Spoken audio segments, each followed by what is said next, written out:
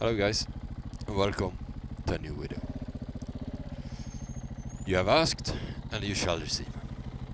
Ever since the beginning of my YouTube channel, I've uploaded a series, my wheelie practice series, and on almost every episode, people have asked me for tips and tricks on how to learn it themselves. So I thought that I'd give it a shot today. This video won't teach you how to wheelie. I will only show you how I did it. There's a million other ways to do it, some of them probably better, some of them probably worse. And you don't need to come at me in the comments saying this or that is wrong. I'm not saying this way is the right way, I'm just saying this way is a way, which I personally found very effective and a nice way to do wheelies, a safe way to do wheelies. The key to learning wheelies is practice, and it doesn't matter which way you practice. Just practice the way you feel the most comfortable practicing. So even though I say you should do something, but you feel something else is more comfortable for you, do that. Do what makes you the most comfortable, because that's the only way you learn wheelies in the end. But anyways, I'm gonna show you how I did it. And it's basically 4 steps. First step, clutch it up. Second step, controlling the height of the wheelie. Third step is learning the rear brake, and the fourth and final step is the balance point. So the first step is clutch ups. There's 3 things to consider. Your sitting position. Sit back a little bit on the saddle. Have your arms almost stretched out, but leave a little bit of wiggle room so you can turn the handlebars. The second thing to consider is your speed. You should pick a speed where you always start out when doing the wheelie.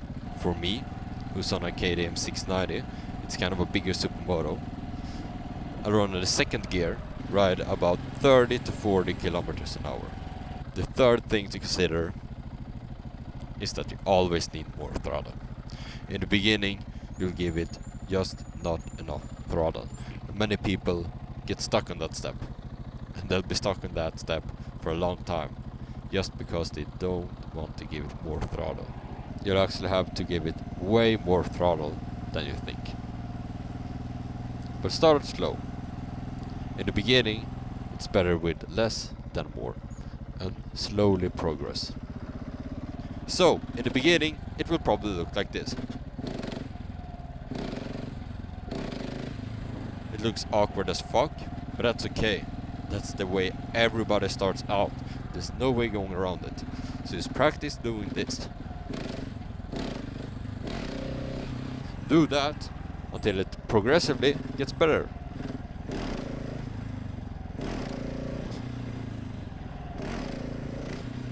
There's no point trying to do long or high wheelies at this stage. Just clutch it up and be satisfied with that.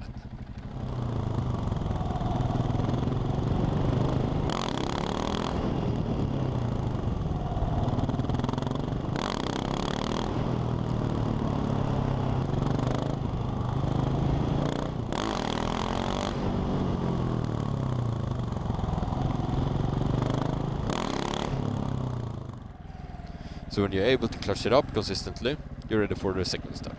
And the second step is controlling the height of the wheel. And you'll do this by using the throttle. So, what you should do is get to a comfortable height, and then use the throttle to lower or raise the front wheel.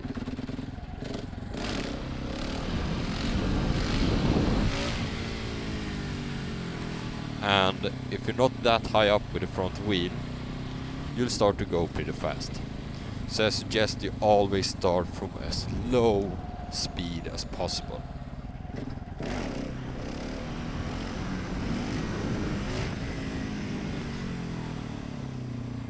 But you should always stay way below balance point. As a good measurement, you should always keep the bars way under the horizon. That way you won't actually go too high, scare yourself and crash. So there's one thing you can do to make this a little bit more easier. And that is to use the bike to get the front wheel up a little bit quicker and more consistently. You do this by compressing the forks just before clutch it up. If you compress the front fork before you pop the clutch, it will actually spring back up and help you to get the front wheel up from the road. I see some people give the bike throttle before they clutch it up. That's actually decompressing the forks, making it way harder to get the front wheel up. What you should do is actually brake, or at least closing the throttle to compress the forks. This will make it way easier to clutch it up. It will look something like this.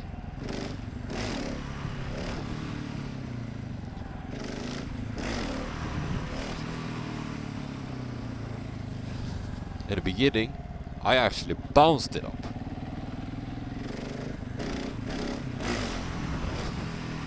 It's of course an exaggeration, but you get the idea.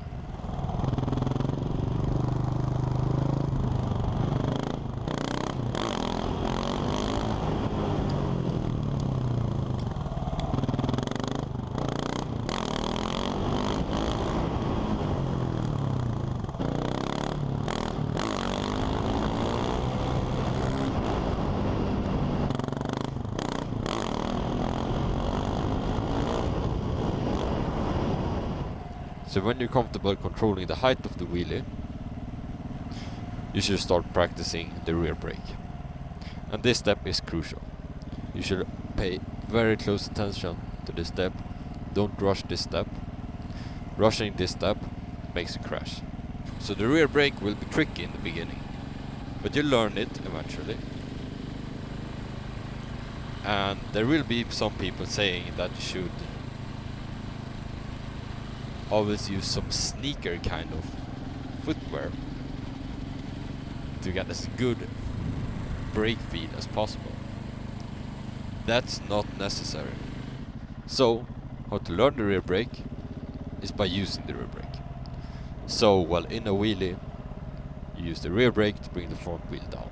And since your brain is used to closing the throttle to bring the front wheel down, you will have to force yourself to use the rear brake. And you do this by maintaining a steady throttle or even an increasing throttle when applying more rear brake. And this is to avoid your brain of cheating by closing the throttle, making the front wheel come down that way. You only want the rear brake to control the wheelie going down. It sounds weird, but it actually works. So what you would do is clutch it up, increase the height of the wheelie while pressing down on the rear brake, bringing the front wheel down.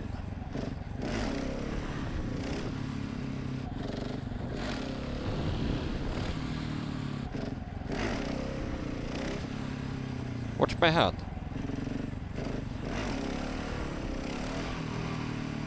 I don't close the throttle. I even increase the throttle a little bit, but I'm pressing down on the rear brake to bring the wheelie down.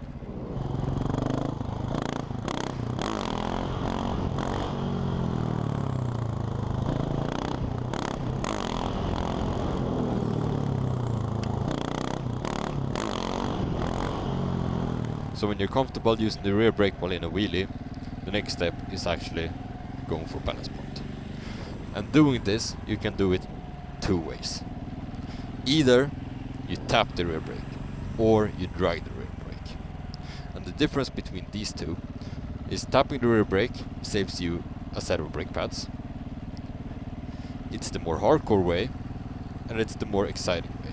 Dragging the rear brake, on the other hand, will cost you a set of brake pads, because you constantly will be on the brake, wearing them out quickly. But it will be way more controlled. And since you're on the brake already when hitting the balance point, you probably won't be as scared. So during the whole wheelie, you will be on the brake, controlling the height of the wheelie with both the throttle and the brake. So you would, to bring the wheelie up, you would give more throttle. To bring the wheelie down, you would use the rear brake, not closing the throttle. If you're just tapping the rear brake,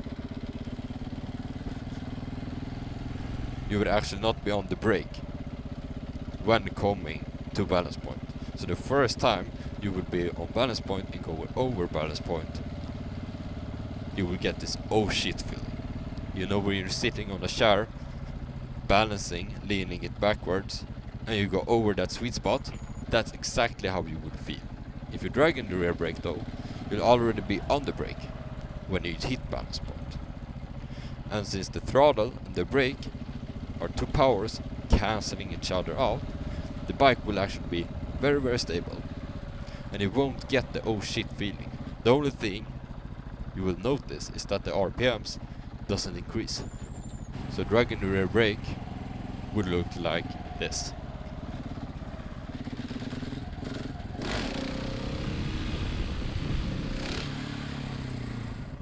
So hi guys, let's just all pretend that this is still the same day and that I absolutely didn't miss the most essential step to hitting balance point.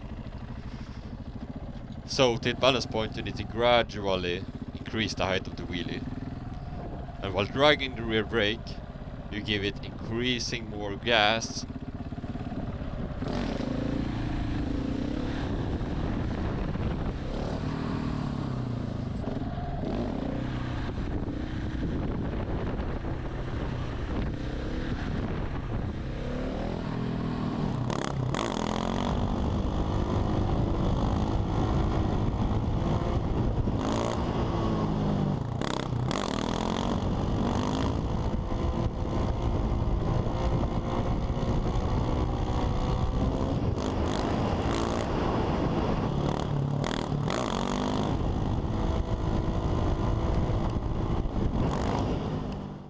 So that's it for me today guys.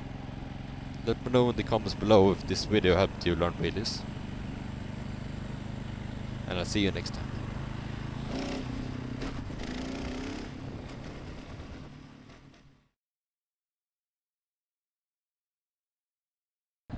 And that is to use the bike.